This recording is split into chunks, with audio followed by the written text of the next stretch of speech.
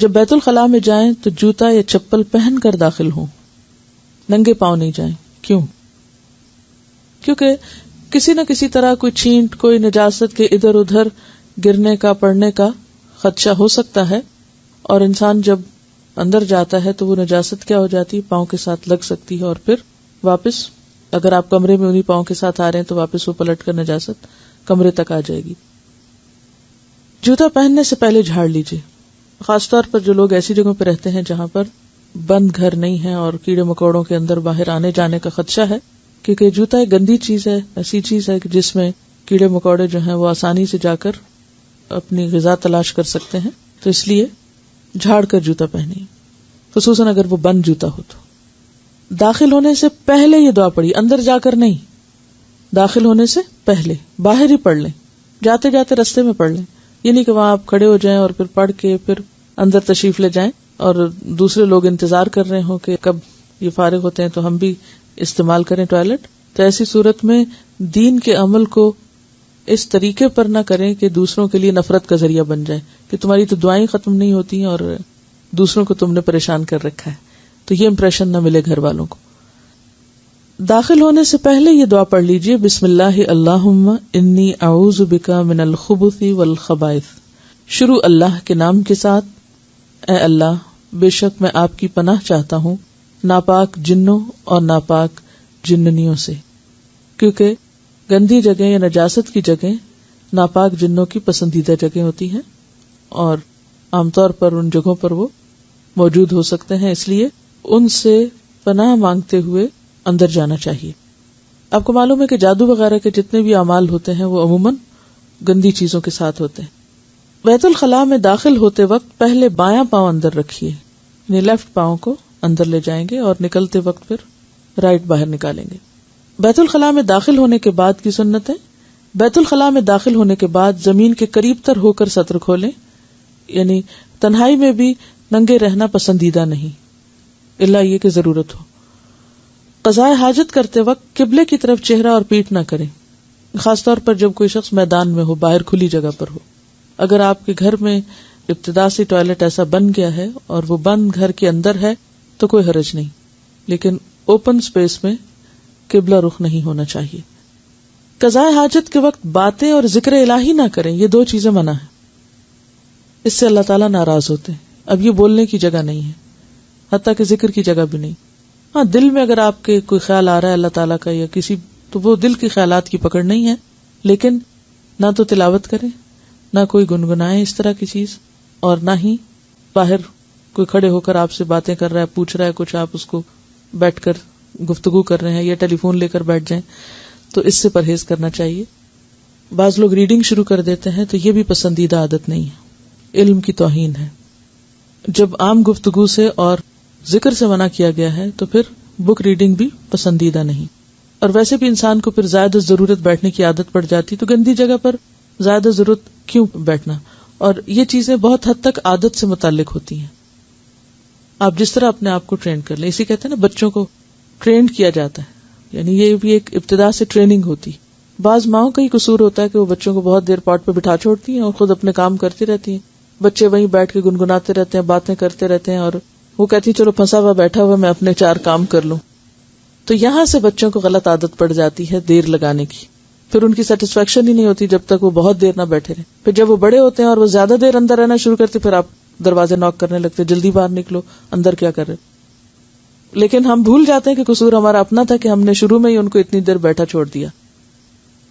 تو اس لیے نجس جگہ پر ضرورت کے لیے جانا چاہیے اور پھر فوراً نکلنا بھی چاہیے. پیشاب کی چھینٹوں سے بچیں، کیونکہ پیشاب کی چھینٹوں سے نہ بچنے کی وجہ سے قبر میں عذاب ہوتا ہے، اور اس کی وجہ یہ ہے کہ وہ ناپاک ہیں، وہ جسم پہ لگی رہیں گی تو نہ عبادت قبول ہوگی، اور عبادت ہی نہیں تو پھر نجات کس کی. زمین سخت ہو تو اسے نرم کر لیں. اب ظاہر ہے کہ ہر ایک کو تو کموڈ میسر نہیں یا گھر کے اندر ٹوائلٹ میسر نہیں.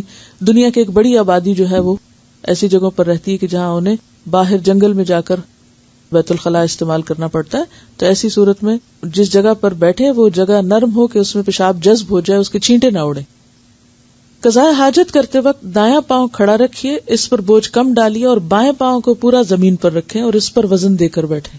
اب آپ دیکھیں کہ نبی صلی اللہ علیہ وسلم نے آخری حد تک طریقہ اور ادب سکھایا ہے، اور اس میں اگرچہ کموڈ پر بیٹھنے سے یہ سنت پوری طرح تو آپ فالو نہیں کر سکتے، لیکن پھر بھی کسی حد تک آپ کر ہی سکتے ہیں کہ دایاں پاؤں اٹھا لیں اور بائیں جو ٹانگ ہے یا بایاں پاؤں جو ہے اس طرف کو اپنا وزن رکھیں. بائیں ہاتھ کی کوہنی گھٹنے پر، ایلبو گھٹنے پر. گھٹنا کہاں ہوتا ہے؟ یہ جو جس کو گوڈا آپ کہتے ہیں، نی، ٹھیک ہے نا. تو نی کے ساتھ اوپر جو جوڑ کے ساتھ ہی جگہ ہے اس پر یہ کوہنی ہونی چاہیے، کیونکہ اس سے آپ کی خاص جگہوں پر پریشر پڑے گا اور اس پریشر سے جسم سے جو اخراجات ہیں ان کی ریلیز کو یعنی ہیلپ ہوگی، یعنی ان کی ریلیز آسان ہوگی. بائیں ہاتھ کی کوہنی گھٹنے پر، ہتھیلی بائیں کان کے نیچے. یہ کان ہے نا، تو کان کے نیچے ہتھیلی، کان کے اوپر نہیں، کان کے نیچے، یہاں اس طرح. اور ہتھیلی کھلی بھی ہو سکتی ہے اور اگر مٹھی بند بھی ہے تو بھی اس جگہ.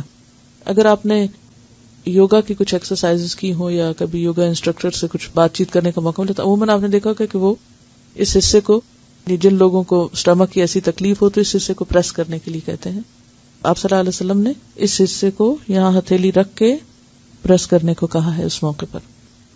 رسول اللہ صلی اللہ علیہ وسلم کا کوئی بھی حکم حکمت سے خالی نہیں، کیونکہ آپ کو یہ سب چیزیں بذریعہ وحی سکھائی گئی تھی. جس نے انسان کو تخلیق کیا اسی نے انسان کو حتیٰ کہ اپنے جسم کو صحیح طور پر استعمال کرنے کا بھی طریقہ سکھایا. تو آپ کو یاد رہے جو ہم نے بات کی تھی ویل بینگ کی، اس میں جسمانی اور فزیکل ویل بینگ بھی ہے.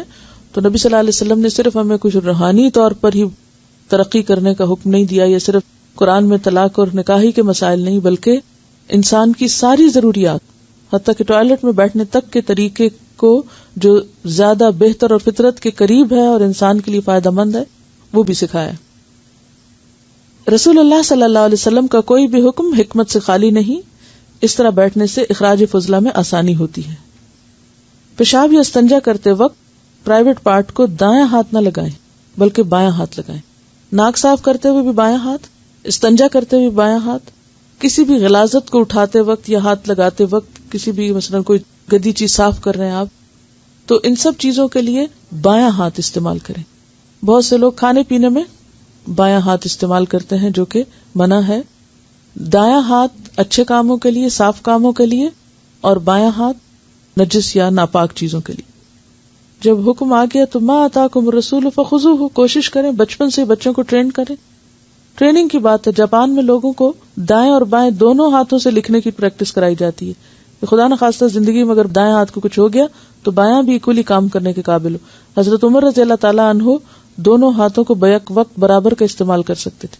یہ صرف ٹریننگ کی بات ہے، یعنی مسل ٹریننگ ہوتی ہے. بچپن سے اگر آپ استعمال کرنا سکھا دیں بچے کو تو چاہے وہ لیفٹ ہینڈڈ ہے لیکن وہ دائیں کی بھی پریکٹس کر کے وہ سیکھ سکتا ہے. اور ساری زندگی ایک کام جو نہیں کرنا چاہیے وہ انسان کر کے اپنی نیکیوں میں ہی کمی کر رہا ہے نا. صرف اگر یہ کہہ کے کہ میرے پاس تو رخصت ہے، یہ جواز ہے کیونکہ میں لیفٹ ہینڈڈ ہوں، یہ کوئی جواز نہیں ہے. جس رب نے پیدا کیا ہے وہی رب جانتا ہے کہ انسان کو کیا کرنا چاہیے اور کیا وہ کر سکتا ہے.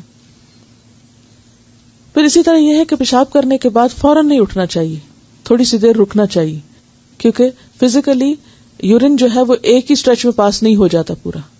اگر آپ جلدی کریں گے تو اس میں کیا ہوگا کہ ہو سکتا ہے کہ اٹھنے کے بعد پھر کچھ قطرے جسم سے نکل آئیں اور آپ کے کپڑوں کو یا جسم کو ناپاک کر دیں. اس لیے چاہے مرد ہو یا عورت، دونوں صورتوں میں یورین پاس کرنے کے بعد تھوڑا سا رکنا چاہیے تاکہ آخری قطرے تک بھی باہر آ جائیں.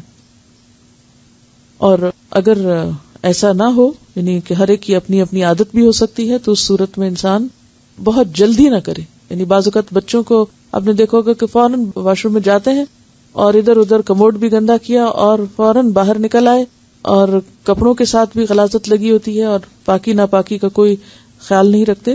تو جیسے 7 سال کی عمر میں نماز کے لیے کہا جائے تو 7 ان چیزوں کا بتایا جائے. بعض اوقات یہ ہوتا ہے کہ گھر سے باہر جیسے اسکول وغیرہ میں اگر پانی کا انتظام نہیں تو عام طور پر مشکل ہوتی ہے، لیکن پھر بھی کوشش یہی کی جائے کیونکہ ناپاک جسم کے ساتھ عبادت نہیں ہوتی، ناپاک کپڑوں کے ساتھ نماز نہیں ہوتی. تو اس صورت میں پوری احتیاط کی جائے پاکی حاصل کرنے کی. بیت الخلاء سے نکلنے کے وقت کی سنت: بیت الخلاء سے نکلتے وقت پہلے دایاں پاؤں باہر نکالیے اور باہر آنے کے بعد یہ دعا پڑھیے: غفرانک، آپ سے بخشش طلب کرتا ہوں. سوال آپ سے یہ ہے کہ اس وقت بخشش طلب کرنے کی ضرورت کیا ہے؟ کیوں؟ واش روم میں جا کر انسان کچھ دیر اللہ کی یاد یا ذکر سے غافل ہوتا ہے تو باہر آ کر پھر سے بخشش طلب کرتا ہے. نبی صلی اللہ علیہ وسلم نے بھی جب دن میں 70 سے 100 بار استغفار کرتے تو صحابہ کرام نے پوچھا کہ آپ کے تو سب گناہ معاف ہیں، آپ کیوں استغفار کرتے ہیں؟ تو آپ نے فرمایا انہ لیغان علی قلبی، میرے دل کے اوپر بھی اس طرح کا اثر آ جاتا ہے، اور یہ ہے کہ وہ وقت جو ہمارا ذکر سے خالی گزرے وہ نقصان ہو گیا نا، تو اس کی کمی کو پورا کرنے کے لیے پھر کیا چیز فائدہ مند ہے؟ استغفار. تو باہر نکل کر بھی دعا پڑھنی چاہیے. تو گویا یہ جو ہم کہتے ہیں نا کہ اللہ کا ذکر ہر وقت، تو اس سے مراد کیا ہے کہ واش روم جاتے وقت بھی اور پھر نکلنے کے بعد بھی.